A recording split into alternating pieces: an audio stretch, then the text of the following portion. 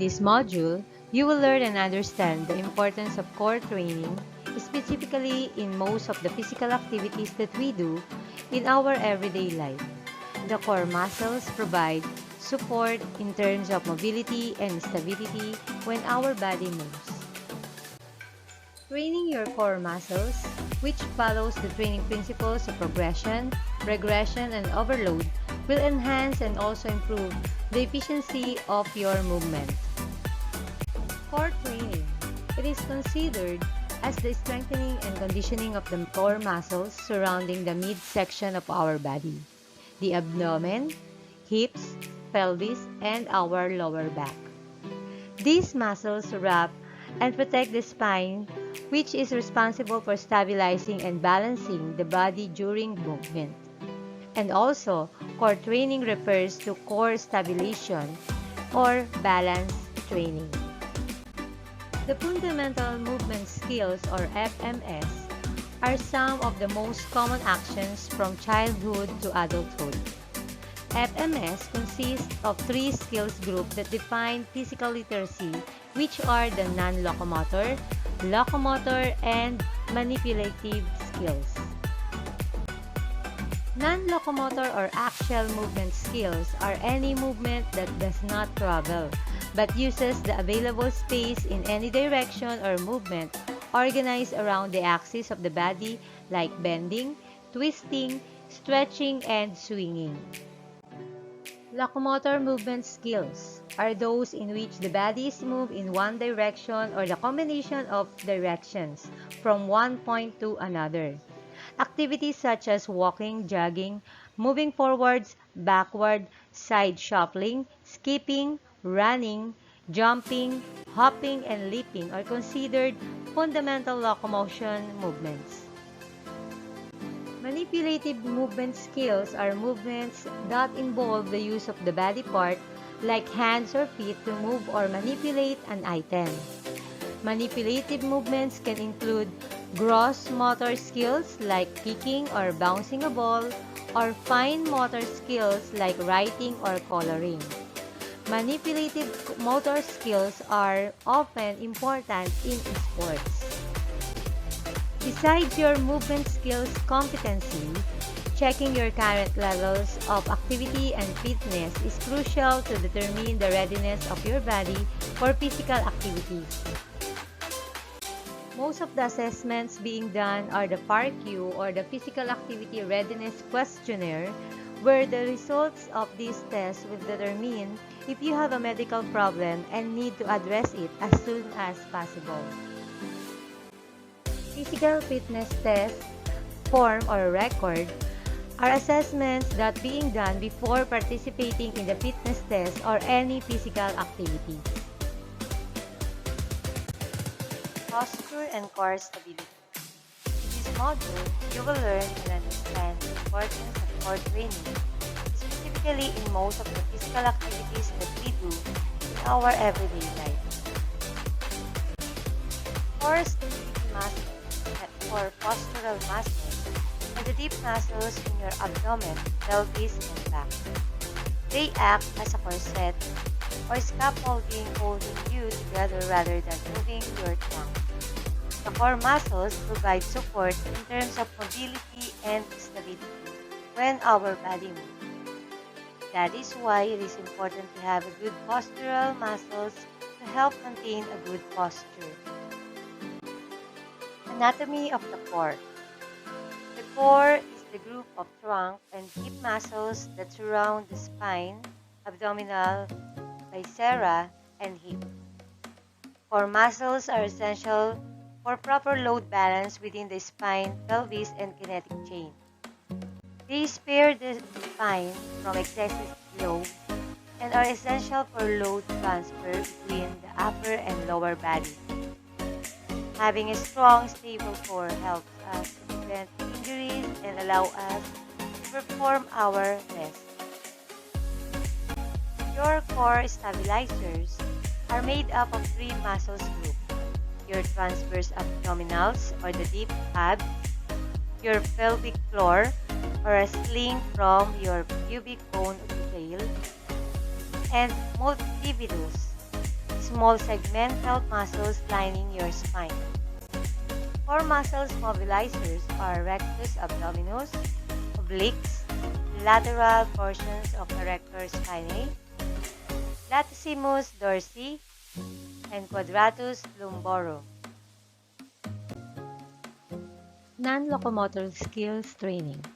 Core training is the strengthening and conditioning of the core muscles surrounding the middle of the body, the abdomen, hips, pelvis, and lower back. These muscles protect the spine and are responsible for stabilizing and balancing the body during movement. Therefore, core training is sometimes referred to as core stabilization or balance training. Non-locomotor skills and exercise regression is simply an approach to decrease the demand for exercise or movement. It includes bending, twisting, hand clapping, curling, and swaying motions involving a wide range of body joints. Bracing the core. Bracing your core requires you to engage your entire trunk, abdominals, pelvic floor, diaphragm, and spinal rectors to create the stability required to lift safely. It also ensures an effective force transfer through your body to move the weight. Bracing versus hollowing. Hollowing exercises, which concentrate on the contraction of local muscles, draw the belly button toward the lumbar spine. On the other hand, bracing exercises, which contract the local and global muscles at the same time, are performed by pushing the abdomen out externally. Exercise progression and regression. An exercise regression is simply an approach to decrease the demand for exercise or movement. Conversely, a progression does the opposite by increasing the demand incrementally through minor changes, like the traditional push-up.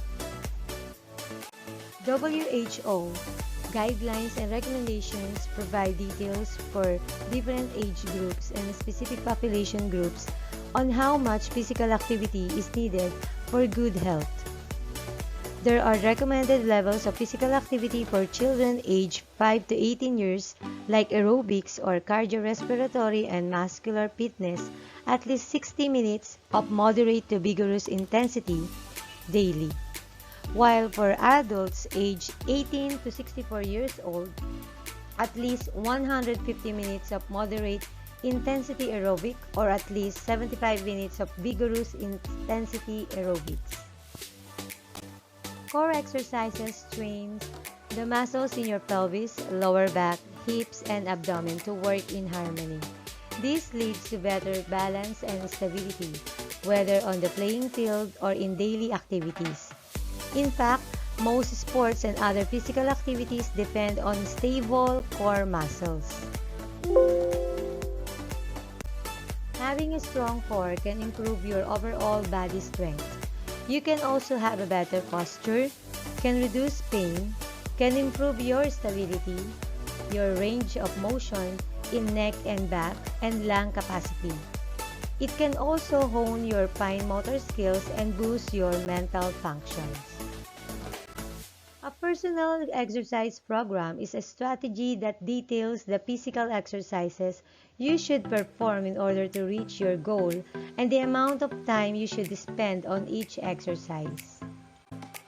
Designing a fitness training plan that tailored to your personal goals will make you more likely to succeed. The key to designing an effective training plan is determining your goals, choosing the right kind of exercises, and tracking your progress along the way. By doing these things and sticking to your plan, you will be able to go on your way to achieve your fitness goals. There are 3 parts of designing a personal training program. Part 1, determining your goals. Part 2, designing your workouts. And Part 3, tracking your progress. Determining your goals. Make a list of your personal fitness goals. Take time to really think about what you want to achieve with your training plan. Come up with a realistic timeline for achieving your goals. Establishing a timeline can make it easier to schedule your workouts and stick to your plan. Measure your current fitness level.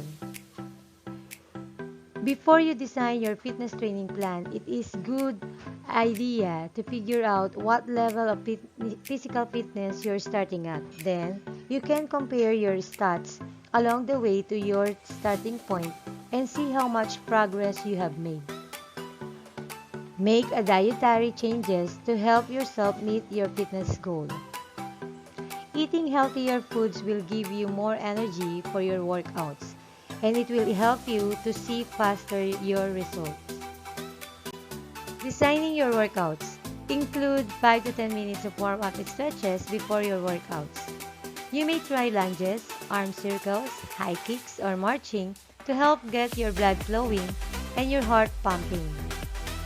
Do moderate and vigorous aerobic exercises if you want to lose weight, including 150 to 300 minutes of moderate and vigorous aerobic exercises once a week in your fitness training plan can help you achieve your weight loss goal.